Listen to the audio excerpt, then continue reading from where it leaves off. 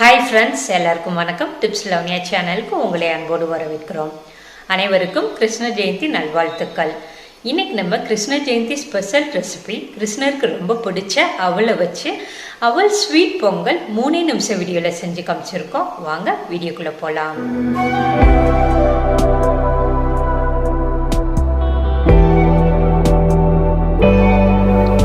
அவல் ஸ்வீட் பொங்கல் பண்ணுறதுக்காக ஒரு பவுலில் நான் 1/2 கப் பாசிப்பருப்பு எடுத்துருக்கேன். பாசிப்பருப்பை போட்டு தண்ணி ஊற்றி 2-3 தடவை நல்லா அலசிட்டு தண்ணியை வடிகட்டி எடுத்து வச்சுக்கலாம். அடுப்பில் ஒரு குக்கர் வச்சுட்டு 1 ஸ்பூன் நெய் ஊற்றி, நெய் நல்லா உருகுனதுக்கப்புறமா நம்ம கழுவி வச்சுருக்கிற பாசிப்பருப்பை போட்டு நெய்யில் வறுத்து விட்டுறலாம்.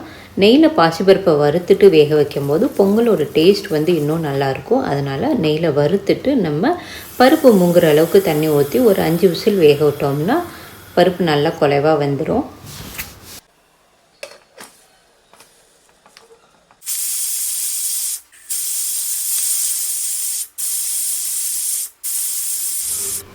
குக்கரில் விசில் போனோடனே மூடியை ஓப்பன் பண்ணிடலாம். பாசிப்பருப்பு நல்லா குலைவாக சூப்பராக வந்துடுச்சு.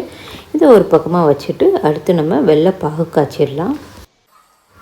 அடுப்பில் ஒரு கிண்ணம் வச்சுட்டு நான் 3/4 கப் வெல்லம் எடுத்துருக்கேன். வெல்லத்தை போட்டுட்டு 1/4 கப் தண்ணி ஊற்றி வெள்ளை பாகு காய்ச்சிடலாம்.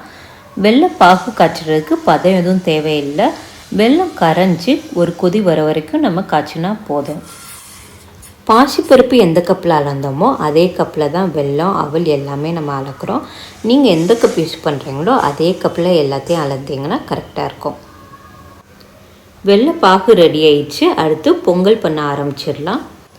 ஒரு பவுலில் 1/2 கப் அவல் போட்டுட்டு தண்ணி ஊற்றி அலசி தண்ணியை வடிகட்டி எடுத்து வச்சிடலாம். அடுப்பில் ஒரு பேன் வச்சுட்டு 1 ஸ்பூன் நெய் ஊற்றி, நெய் நல்லா உருனதுக்கப்புறமா கொஞ்சம் முந்திரி பருப்பை போட்டு நல்லா செவந்து வர வரைக்கும் வறுத்துடலாம். முந்திரி பருப்பு செவந்து வந்ததுக்கப்புறமா இதை ஒரு பவுலில் மாற்றிடலாம். அடுத்து நான் காஞ்ச கருப்பு திராட்சை எடுத்துருக்கேன். அதை போட்டுட்டு அதையும் நல்லா வறுத்து விட்டுட்டு வறுத்ததுக்கப்புறமா ஒரு பவுலில் மாற்றிடலாம். உங்கள்கிட்ட எது இருக்கோ எடுத்து வறுத்துக்கோங்க. அடுத்து நம்ம கழுவி வச்சுருக்கிற அவலை போட்டுட்டு இதில் 2 நிமிஷம் நல்லா வறுத்து விட்டுறலாம். அவலை நல்லா வதங்கினதுக்கப்புறமா இதில் 2 கப் தண்ணி ஊற்றி நல்லா குழைவா வர வரைக்கும் வேக விட்டுறலாம். அவல் நல்லா குழைவா வந்துடுச்சு. அடுத்து நம்ம வேக வச்சுருந்த பாசிப்பருப்பை அவலில் போட்டு 2ஐயும் ஒன்றா கிண்டி விட்டுறலாம்.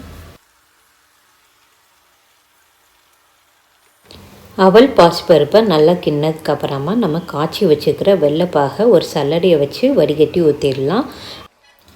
வடிகட்டி ஊற்றும் போது வெள்ளத்தில் தூசி எது இருந்தாலும் வந்துடும். இதை ஊற்றினதுக்கப்புறமா எல்லா பக்கமும் நல்லா கலந்து விட்டுருங்க.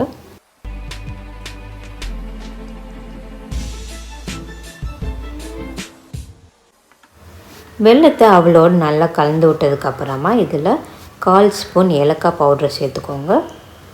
அடுத்து நம்ம வறுத்து வச்சுருக்கிற முந்திரி காஞ்ச திராட்சையை போட்டுட்டு எல்லா பக்கமும் நல்லா கிண்டி விட்டுறலாம். அவ்வளோதான், கிருஷ்ணருக்கு ரொம்ப பிடிச்ச அவலை வச்சு ஒரு சூப்பரான அவல் ஸ்வீட் பொங்கல் பண்ணிட்டோம். நீங்களும் இதே மாதிரி செஞ்சு கிருஷ்ண ஜெயந்தி அன்னைக்கு கிருஷ்ணருக்கு வச்சு வழிபடுங்க. அனைவருக்கும் இனிய கிருஷ்ண ஜெயந்தி வாழ்த்துக்கள். இந்த வீடியோ பிடிச்சிருந்துச்சுன்னா லைக் பண்ணி உங்கள் ஃப்ரெண்ட்ஸ் கூட நிறைய ஷேர் பண்ணுங்கள். இன்னும் நம்ம சேனலை சப்ஸ்கிரைப் பண்ணாமல் பார்த்துட்டு இருந்தீங்கன்னா சப்ஸ்கிரைப் பண்ணி கூடவே பெல் ஐக்கனையும் கிளிக் பண்ணிக்கோங்க. நன்றி, வணக்கம்.